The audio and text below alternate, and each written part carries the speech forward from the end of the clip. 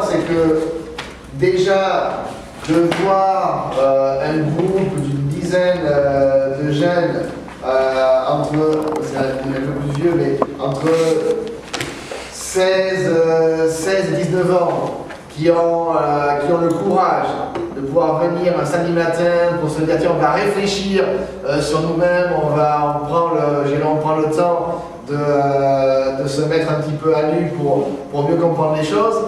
C'est des choses qui sont assez rares. Il n'y a pas beaucoup de gens comme ça. Ça démontre la force de caractère que vous avez.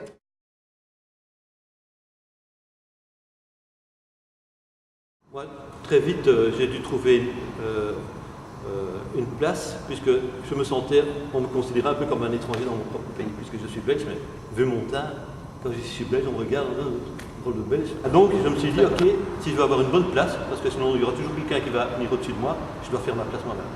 Donc j'ai appris le métier, j'ai changé de restaurant, mais ce qu'il faut se rendre compte, c'est que j'ai très vite aimé mon métier. Très vite, j'ai aimé ce que je faisais, j'ai aimé ce métier qui avait les possibilités. En fait, dans la vie, il faut surtout faire un métier que vous aimez.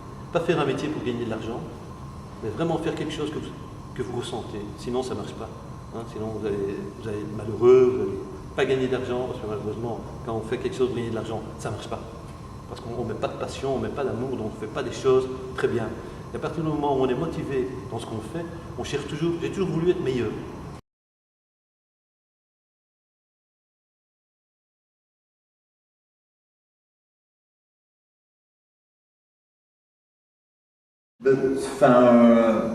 Moi, c'est surtout à un moment donné, je me suis dit que ce qui rend les gens heureux, c'est pas spécialement d'être en forme physique, d'être bien dans le corps extérieurement, que c'est plus important d'être bien dans sa tête, que si à l'intérieur, on pourrait dire, si on faisait une différence, si plutôt dans notre tête on est bien et serein, quoi qu'il arrive à l'extérieur, on peut rester bien. Enfin, même si on est malade, même si on est à 8 en fin de vie, même si on a un handicap, etc., si on arrive à avoir toutes ces facultés mentales et à prendre du recul ou à utiliser ça correctement, on peut rester serein malgré tout.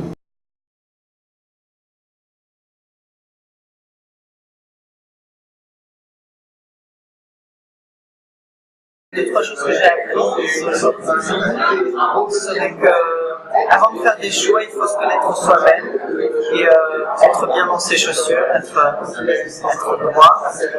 Et la deuxième chose, c'est que l'échange avec les personnes et la conversation, c'est les choses les plus importantes et qu'à un mot, bien de savoir échanger sans imposer sa vision.